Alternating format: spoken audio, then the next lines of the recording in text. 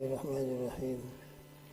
لا إله إلا الله وحده لا شريك له، له الملك وله الحمد، يحيي ويميت وهو حي لا يموت، بيده الخير وهو على كل شيء قدير. سبحان الله والحمد لله ولا إله إلا الله والله أكبر ولا حول ولا قوة إلا بالله العلي العظيم.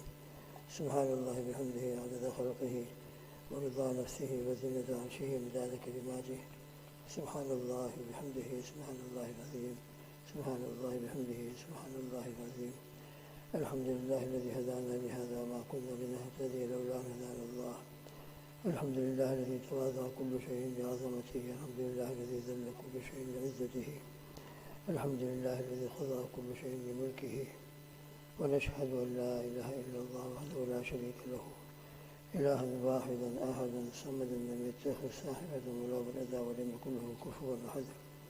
ونشهد أن سيدنا وحبيبنا وسندنا ومولانا محمد عبده ورسوله، صلوات الله وسلامه على سيد الأولين والآخرين، خاتم الأنبياء والمرسلين، قائد الغر المحجلين إلى جنات النعيم، سيدنا محمد وعلى آله وأصحابه وأزواجه وأتباعه أجمعين، وبارك وسلم تسليما كثيرا كثيرا كثيرا. حسبنا الله ونعم الوكيل، نعم المولى ونعم النصير. أما بعد، فأعوذ بالله من الشيطان الرجيم. بسم الله الرحمن الرحيم. قل أعوذ برب الفلق من شر ما خلق، ومن شر غاسق إذا وقب، ومن شر النفاثات في العقد، ومن شر حاسد إذا حسد. صدق الله العظيم. قل أعوذ برب الفلق. اے محمد صلی اللہ تعالیٰ علیہ وسلم، آپ فرما دیجیے، میں پناہ مانگتا ہوں، پناہ لیتا ہوں صبح کے رب کی، یعنی صبح کے رب کی پناہ میں آتا ہوں اور آ کر پناہ مانگتا ہوں من شر ما خلق، ان تمام مخلوقات کے شر سے جو اللہ نے پیدا فرمائی. اللہ نے دنیا میں بے شمار مخلوق پیدا فرمائی ہے، اور ہر مخلوق کے اندر دو پہلو ہوتے ہیں. اس سے ہم کو خیر بھی پہنچ سکتا ہے اور شر بھی پہنچ سکتا ہے. تو اس آیت شریفہ کے اندر من شر ما خلق کہہ کر بندہ اللہ سبحانہ و تعالیٰ کی بارگاہ عالی میں یہ درخواست کرتا ہے، اے میرے رب، آپ مجھ کو اپنی پناہ میں، اپنی حفاظت میں لے لیجئے، اور اپنی پناہ اور اپنی حفاظت میں لے کر آپ کی مخلوقات میں جتنی بھی مخلوقات ہیں ان کے شر سے میری حفاظت فرمائیے. وہ مجھے کوئی شر نہ پہنچا سکے، وہ چاہے انسان ہو، چاہے جنات ہو، چاہے جانور ہو، یا اور بھی کوئی مخلوق ہو جس سے شر پہنچ سکتا ہو. اے اللہ، آپ مجھے شر پہنچائیے. نبی کریم صلی اللہ تعالیٰ علیہ وسلم کی صبح شام کی دعاؤں کے اندر جو دعائیں آتی ہیں ان کے اندر بھی اسی مضمون کو حضرت پاک صلی اللہ تعالیٰ علیہ وسلم نے بیان فرما کر اللہ سبحانہ و تعالیٰ سے پناہ مانگی ہے. جیسے مثال کے طور پر اعوذ بکلمات اللہ التامات من شر ما خلق، اے اللہ، میں آپ کے کلمات تامہ کے ذریعے سے پناہ مانگتا ہوں من شر ما خلق، تمام مخلوقات کے شر سے. تو حقیقت میں مخلوقات کے اندر جو شر ہے اس سے بچانے والا اللہ ہی ہے. اللہ ہی ہم کو مخلوقات کے شر سے، جناتوں کے شر سے، انسانوں کے شر سے، جانوروں کے شر سے، ایذا پہنچانے والے جو سانپ بچھو وغیرہ ہوتے ہیں ان کے شر سے اگر کوئی ذات ہماری حفاظت کر سکتی ہے اور بچا سکتی ہے تو وہ اللہ کی ذات عالی ہے. شروع کے اندر اس سے پہلے اس صورت اور آنے والی صورت کا شان نزول بھی آپ کے سامنے ذکر کیا گیا تھا. یہاں پر برب الفلق، خاص صبح کے رب، صبح کا رب. تو اللہ تو شام کا بھی رب ہے، صبح کا بھی رب ہے، 24 گھنٹے کا رب ہے، اور ہر وقت ہمارا رب ہے. تو یہاں برب الفلق، خاص طور پر صبح کے رب کے ذکر کرنے میں کیا حکمت اور کیا مصلحت.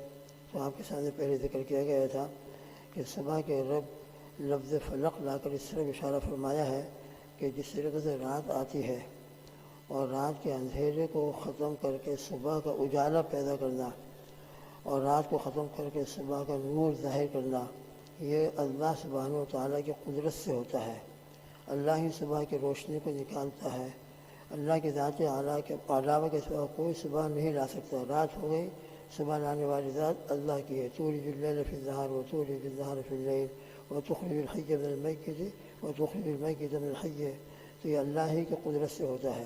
تو اشارہ پھر اس طرف ہوتا ہے جو ان دونوں صورتوں کی شان نزول کے اندر اور جیسے اس کا تذکرہ آگے بھی آ رہا ہے کہ جادوگر جب جادو کرتے ہیں ظلمتوں کے اندر جا کر سامنے والوں کو پریشان کرتے ہیں تو سحر کی ظلمتوں سے انسان کو نکال کر صحت اور تندرستی کی روشنی عطا کرنے والا بھی اللہ ہی ہے۔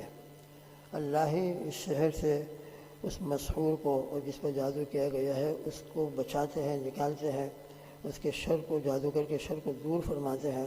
تو جس طریقے سے رات کے اندھیرے کو دور کر کے صبح کا نور لانے والا، صبح کی روشنی اور لائٹ کا لانے والا اللہ کی ذات عالی ہے، اسی طریقے سے جادو کی ظلمتوں کو ختم کر کے صحت دینے والا بھی اللہ ہے۔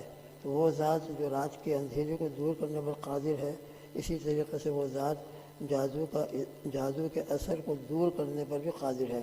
تو بندہ اللہ ہی سے درخواست کرتا ہے کہ اللہ جو بھی شر ہو، چاہے وہ جادوگروں کا شر ہو، چاہے انسانوں کا، چاہے جناتوں کا، چاہے شیاطین کا، غرض کسی کا بھی شر ہو، کہ اللہ میں آپ کی پناہ میں آ کر من شر ما خلق، تمام مخلوقات کے شر سے پناہ مانگتا ہوں۔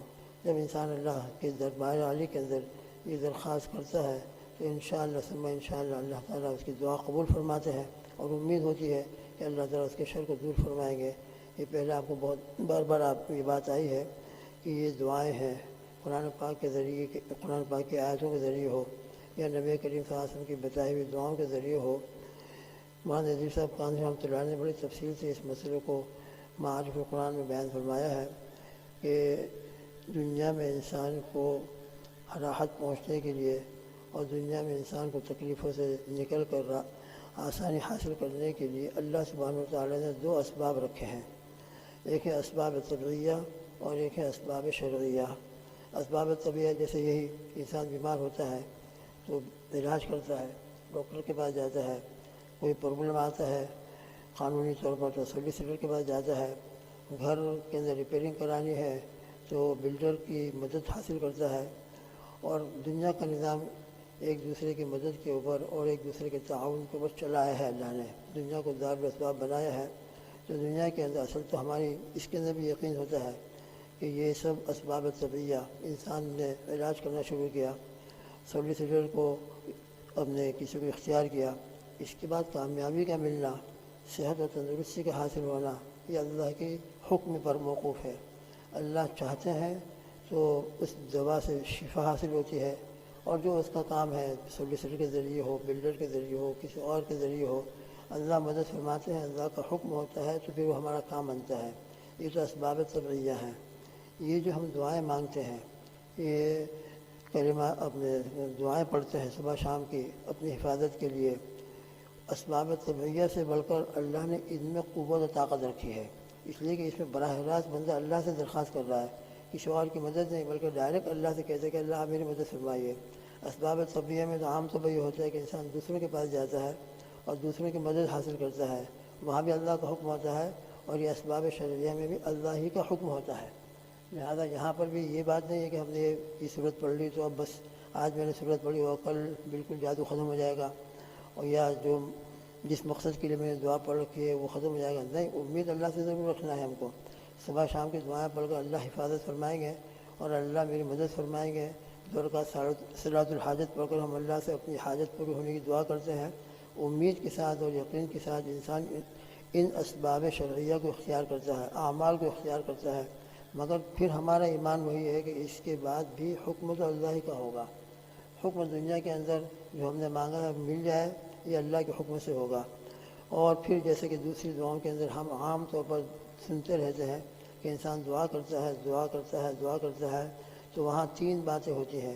ان دعاؤں کی برکت سے بعض مرتبہ ایسا ہوتا ہے کہ انسان جو مانگ رہا ہے اللہ تعالیٰ دنیا میں دے دیتے ہیں، تو اس کی دعا مکمل طریقے سے پوری ہوتی ہوئی اپنی آنکھوں سے اس کو نظر آتی ہے کہ میں نے دعا کی تھی، الحمدللہ اللہ نے میرا کام پورا کر دیا، اور اپنی آنکھوں سے اسے دیکھ لیا۔ اللہ کا شکر ہے، اللہ نے اس کے لیے یہی حکمت اور ان کی مصلحت یہی تھی کہ اس نے جو مانگا ہے دنیا میں اس کو دے دیا جائے، جو نعمت مانگ رہا ہے اور جو چیز مانگ رہا ہے وہ چیز اس کو مل جائے، جس تکلیف کو دور کرنے کے لیے وہ دعا کر رہا ہے وہ تکلیف دور ہو جائے، اور دنیا میں اس کی دعا کا اثر وہ اپنی آنکھوں سے دیکھ لے، یہ بھی ہوتا ہے۔ اور ایک شکل یہ بھی اس دعا کی قبولیت کی ہوتی ہے کہ اللہ تعالیٰ سے وہ دعا کر رہا ہے، اللہ تعالیٰ بعض مرتبہ ایسا ہوتا ہے کہ جو مانگ رہا ہے وہ تو نہیں مل رہا ہے، یا جس تکلیف کے دور ہونے کے لیے وہ دعا کر رہا ہے وہ تکلیف سے دور نہیں ہو رہی ہے، مگر اس کی اس دعا کی برکت سے اللہ نے اس سے بڑی کوئی نعمت عطا فرما دی یا اس سے بڑی کوئی تکلیف دور فرما دی، تو یہ بھی دعا کی قبولیت ہوتی ہے۔ اور دعا کی قبولیت کی ایک شکل یہ بھی بنتی ہے، اور تیسری شکل یہ بھی ہوتی ہے دعا کی کہ اللہ تعالیٰ دنیا میں اس کا کوئی اثر ظاہر نہیں فرماتے، مگر بندے نے مانگا ہے وہ کریم ذات اس کی دعا کو رائگاں نہیں فرماتے، اس کا مانگنا بیکار نہیں جاتا۔ اللہ تعالیٰ اپنی حکمت و مصلحت سے اس کی دعاؤں کو آخرت کے لیے ذخیرہ بنا دیتے ہیں، اور انشاءاللہ آخرت میں اس کا بہترین سے بہترین اجر و ثواب ملے گا۔ اس لیے یہ دعائیں ہیں کہ انسان ان دعاؤں کو پڑھتا رہے، قل اعوذ برب الفلق، قل اعوذ برب الناس کا ورد کرے، آیت الکرسی پڑھے، اس سے انشاءاللہ شیاطین کے اثر سے حفاظت ہوتی ہے، ساحروں کے اثر سے حفاظت ہوتی ہے، بے شک ہوتی ہے۔ اللہ چاہتے ہیں تو اسی وقت دنیا کے اندر اس کو شفا دے دیتے ہیں اور مکمل طریقے سے وہ صحت یاب ہو جاتا ہے، مگر اللہ کی حکمت یہ ہو کہ اگر اس کے بدلے میں اس کو اور دوسری تکلیف دور کر دی جائے یا آخرت کا ذخیرہ بنا دیا جائے تو وہ بھی ہوتا ہے۔ لہذا بندے کا کام تو غلامیت اور اپنی عبدیت کو ظاہر کرتے ہوئے ان دعاؤں کو اختیار کرنا ہے، یہ بھی ایک دعا ہے، ان دعاؤں کو مانگتے رہنا ہے اور اللہ کے سامنے اپنی حاجت کو اور اپنی کمزوری کو اور اپنے ضعف کو پیش کر کے اللہ ہی سے دعا کرتے رہنا ہے۔ لہذا دعا ہم کو کرنا چاہیے اور پھر اس کے بعد اللہ سے امید رکھیں، یقین رکھیں۔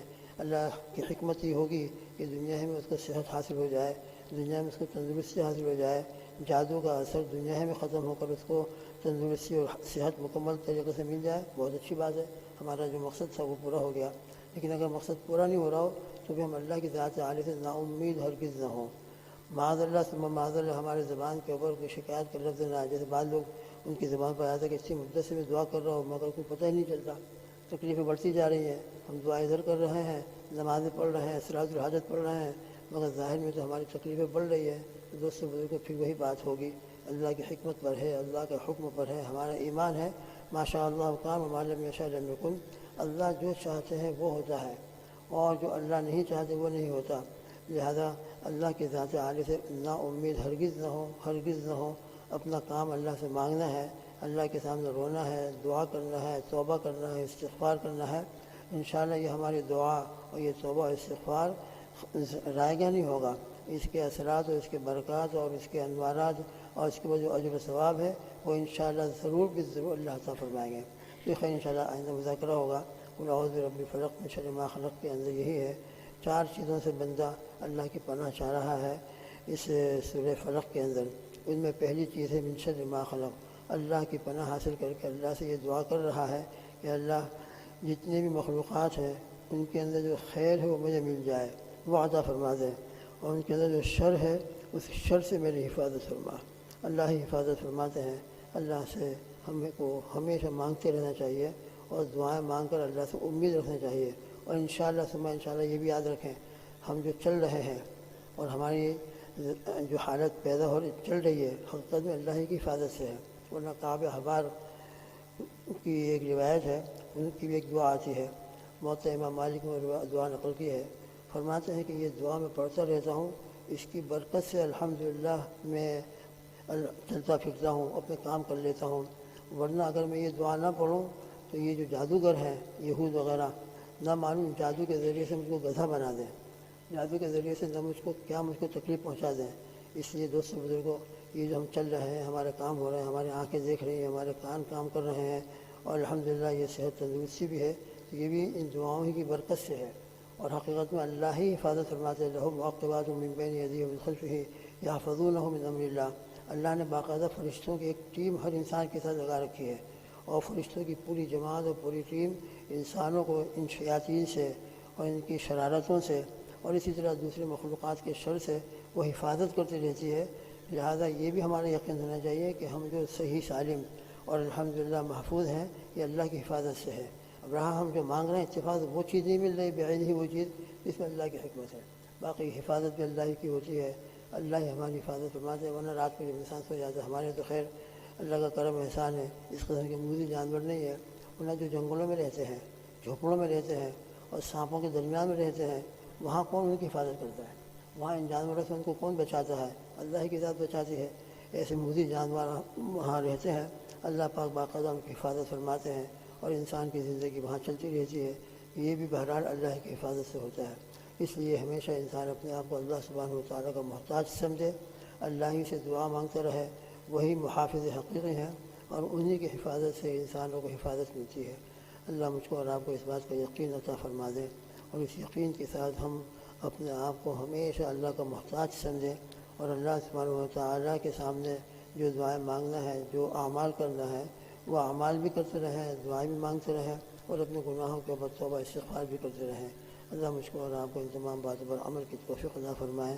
رب ذوالجلال قل اعوذ برب الفلق من شر ما خلق الہ آخری، اس کے اندر جن چیزوں سے بندہ پناہ مانگ رہا ہے، اللہ ہم سب کو ان چیزوں سے اپنی حفاظت میں رکھے، ان تمام کے شر سے اللہ ہم کو محفوظ رکھے۔ اللہم آمین۔ سبحان اللہ بحمدہ، سبحانک اللہم وبحمدک، ونشہد ان لا الہ الا انت، نستغفرک ونتوب الیک، وصلی اللہ تعالی علی خیر خلقہ محمد وعلی آلہ واصحابہ وازواجہ اجمعین۔ سبحان ربک رب العزۃ عما یصفون، وسلام علی المرسلین، والحمد للہ رب العالمین، برحمتک یا ارحم الراحمین۔